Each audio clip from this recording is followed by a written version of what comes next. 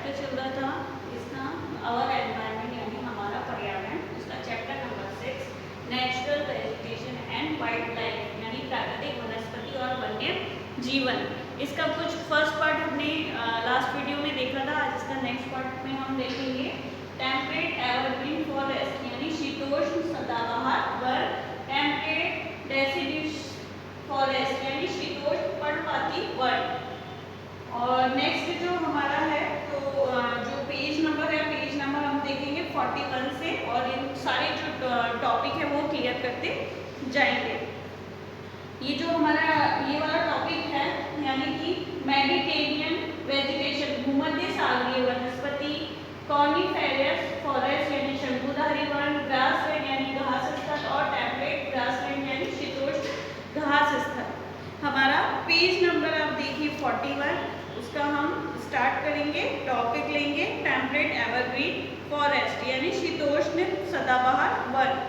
Evergreen के नाम से ही आपको पता पड़ जाता होगा, एवरग्रीन यानी हमेशा, फॉरेस्ट यानी वन वो वन जो हमेशा हमें दिखाई देते हैं, हमेशा ही रहते हैं। तो स्टार्ट करते हैं।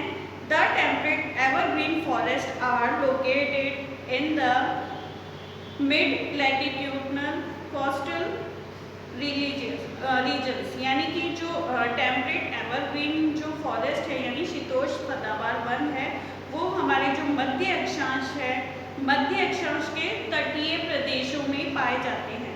They are commonly found along the eastern margin of the continent and south east USA, south China and south east Brazil.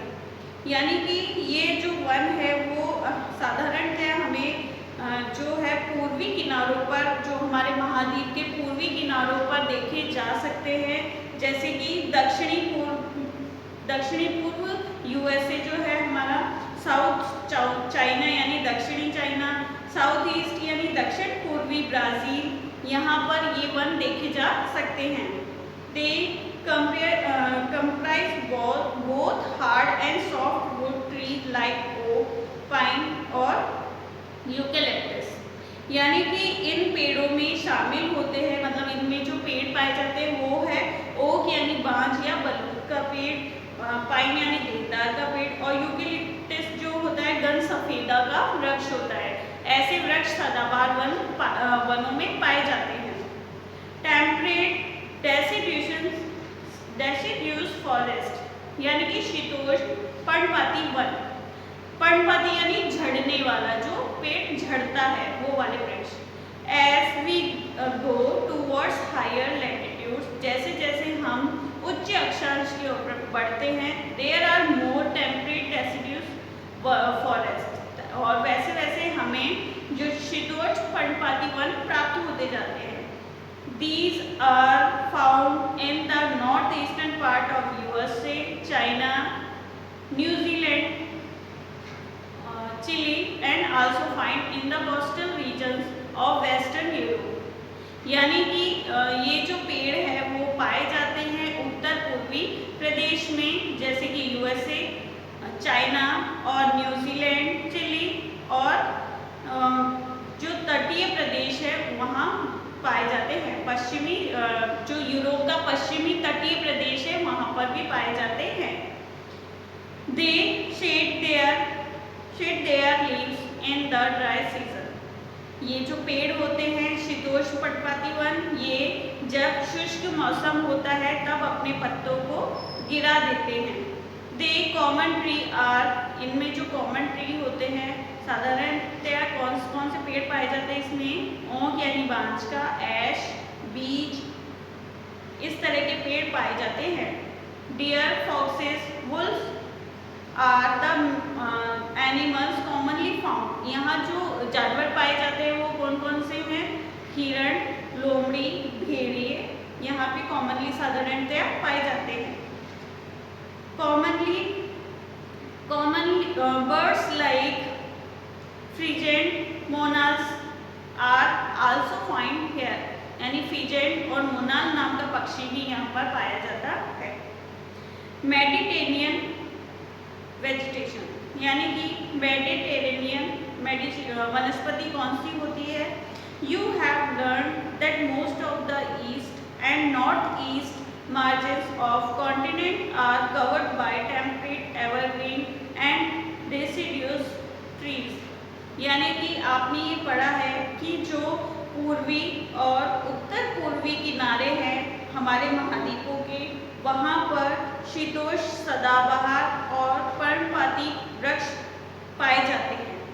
The west and south west margin of the continent are different. लेकिन जो हमारा पश्चिमी और दक्षिण पश्चिमी किनारा है महाद्वीप का, वहाँ पर भिन्न है, भिन्न वनस्पति पाई जाती है। They have Mediterranean vegetation. वहाँ पर मेडिटेरियन वनस्पति पाई जाती है। It is mostly found in the area around the Mediterranean sea and Europe, Africa and Asia, hence the name. यानी कि ये जो वनस्पतियाँ पाई जाती है वो यूरोप के जो समुद्री क्षेत्र है वहाँ पर, अफ्रीका और जो एशिया, इन जगहों पर ऐसी वनस्पति पाई जाती है। भूमध्य सागरीय वनस्पति पाई जाती है। मेडिटेरियन यानी भूमध्य सागरीय वनस्पति। This kind of vegetation is also found outside the actual Mediterranean regions in California in USA, Southwest Africa, Southwestern South। यानी कि ये जो भूमध्य सागरीय बाहरी प्रदेशों में भी ये वनस्पतियाँ पाई जाती है, जैसे कि कैलिफोर्निया एक देश है जो कि पाया जाता है यूएसए में, और दक्षिणी पश्चिमी अफ्रीका, दक्षिणी जो एरिया अमेरिका है वहाँ पर भी ये वनस्पति पाई जाती है। एंड साउथ वेस्ट ऑस्ट्रेलिया का जो दक्षिणी पश्चिमी भाग है वहाँ पर भी भूमध्य सागरीय वनस्पति पाई जाती है। These regions are marked for hot dry summers and mild rain winters। यानी कि इन प्रदेशों में गर्म शुष्क ग्रीष्म एवं वर्षा वाली मृदु शीत ऋतुएं होती है। Citrus fruits such as oranges, figs, olives and grapes are commonly cultivated here because people have removed the natural vegetation in order to cultivate what they want to. There is not much wildlife here।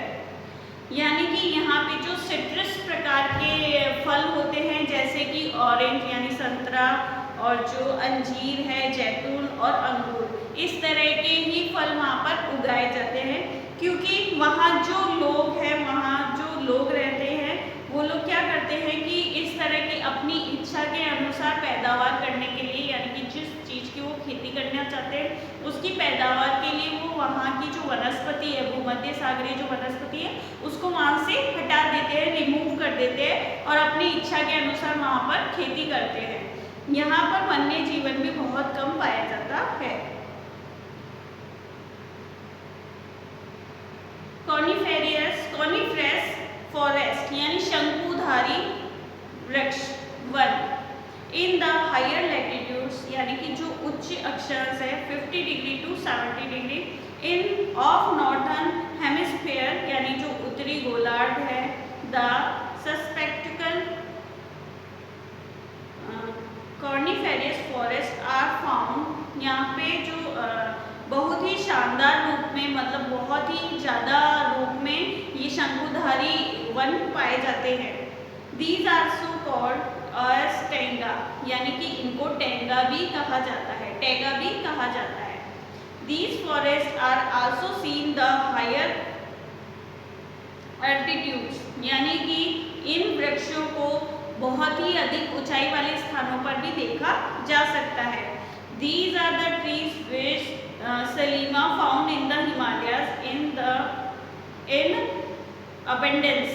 यानी कि जब आपको याद है कि हमारे जो chapter के स्टार्टिंग में देखा था कि सलीमा ने हिमालय पे जाते हुए ऐसे वृक्ष देखे थे शंकुधारी, जो तीखे तीखे थे, उनकी पत्तियां तीखी थी, तो ये वही वाले वृक्ष हैं। तो जो सलीमा थी उसने भी यही वाले वृक्ष हिमालय में प्रचुरता से यानी बहुत अधिक मात्रा में देखे थे। They are tall softwood evergreen trees, ये जो पेड़ हैं वो बहुत ही नरम काष्ठ के होते हैं। The wood of these trees are very useful for making pulp which is use for manufacturing paper and newsprint. यानी कि ये जो पेड़ हैं उनके पेड़ों के द्वारा लुगदी बनाई जाती है, और इस लुगदी के द्वारा नॉर्मल जो पेपर है, जो साधारण पेपर है वो बनाए जाते हैं, और जो अखबारी कागज है वो बनाया जाता है। Match box and packing box are also made from softwood. ये जो नरम काष्ठ है, जो नरम लकड़ी है, इसके द्वारा ही जो पैकिंग के बॉक्स होते हैं, पैकिंग करने के लिए जो बॉक्स आते हैं वो बॉक्स, और जो माचिस की डिब्बी होती है वो इसी लकड़ी के द्वारा बनाई जाती है। Chir, pine, cedar are the important variety of trees in this forest. यानी चीड़ और जो देवदार के पेड़ होते हैं वो बहुत ही महत्वपूर्ण है इस तरह के वन, मतलब इस तरह के वनों में इस प्रकार के वृक्ष पाए जाते हैं। Silver fox, mink, polar bear are the common animals found here. यहाँ पे जो रजत लोमड़ी और जो ध्रुवीय भालू है वो पाए जाते हैं। साधारणतः यहाँ पे इसी तरह के जानवर पाए जाते हैं। ग्रासलैंड यानी घास स्थल, उष्ण कटिबंध ट्रॉपिकल ग्रासलैंड। ट्रॉपिकल ग्रासलैंड यानी होता है उष्ण कटिबंधीय घास स्थल। These occur on either side of the equator and extend till the tropics। यानी कि ये वन जो है ये भूमध्य रेखा के किसी भी तरफ उग जाते हैं। This vegetation grows in the area of moderate to low amount of rainfall। और जो भूमध्य रेखा के दोनों ओर से उष्ण कटिबंधीय क्षेत्रों तक फैले हैं, यहाँ वनस्पति निम्न से मध्य वर्षा वाले क्षेत्रों में पैदा होती है। The grass can grow very tall. ये जो घास होती है वो बहुत ही लंबी लंबी हो जाती है। About 3 to 4 metre in height, उनकी ऊंचाई कम से कम 3 से 4 मीटर की होती है।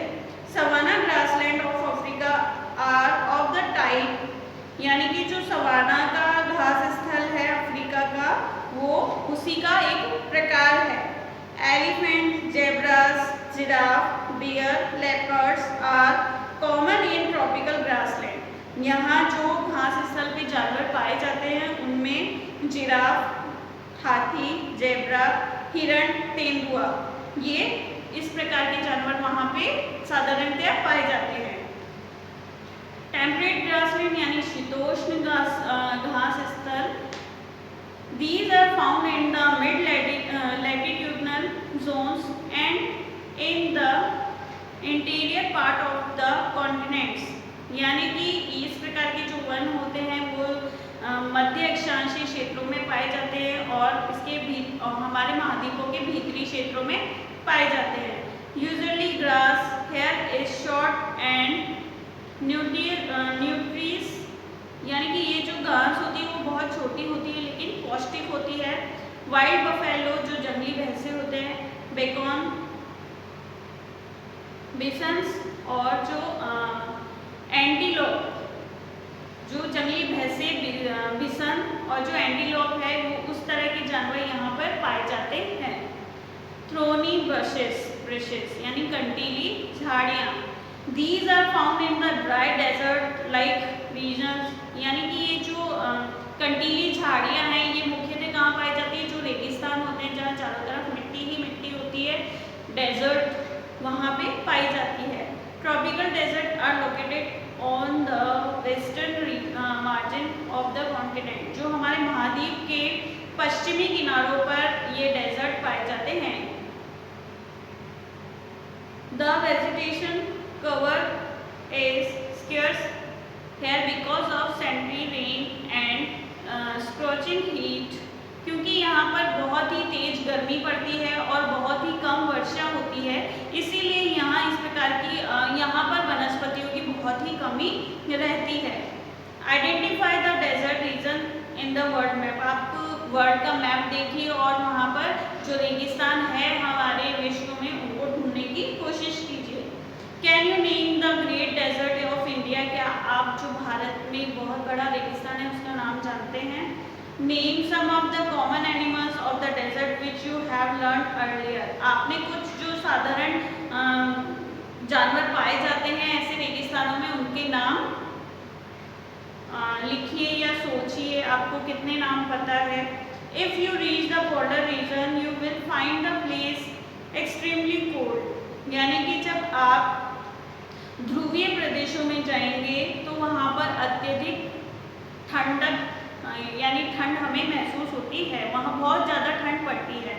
The growth of natural vegetation is very limited here. यहाँ पे जो प्राकृतिक वनस्पति है उन बहुत ही कम मात्रा में पाई जाती है। Only mosses, lichens and very small shrubs are found here. यहाँ पे बहुत ही कम मात्रा में मतलब यहाँ पे वनस्पति तो पाई ही नहीं जाती है, सिर्फ काई और जो लाइकन होती है और झाड़ियाँ होती है बस वो ही देखने को मिलती है। लाइकन यही भी होता है कि वो काई का ही एक रूप है।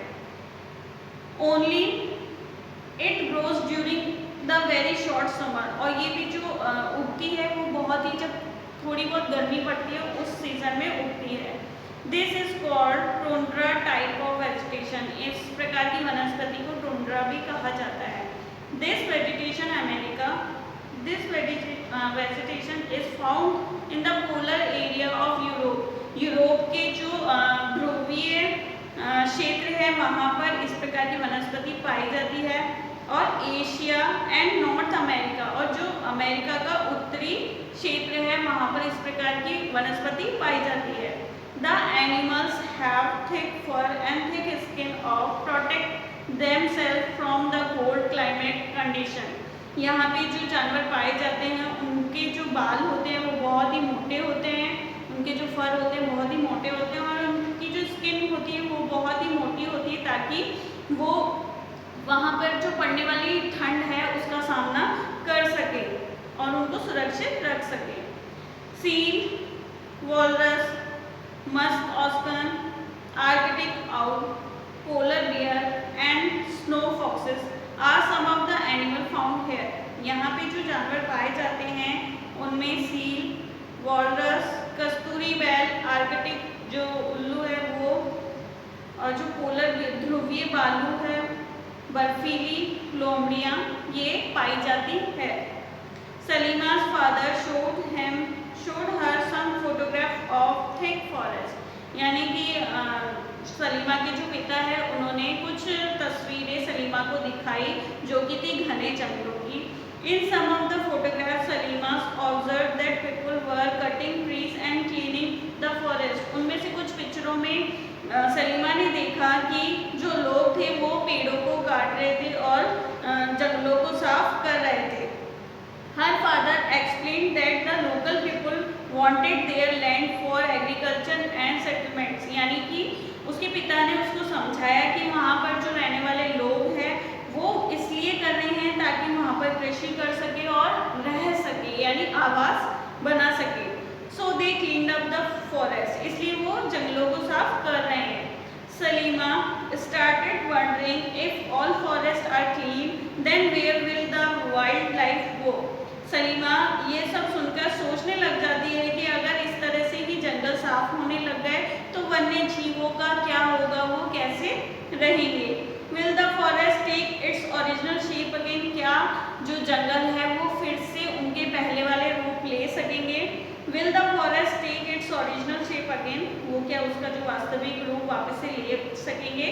If people go on cutting the trees like this, will there be enough oxygen, water, vapors, timber, fruits, nuts available in future।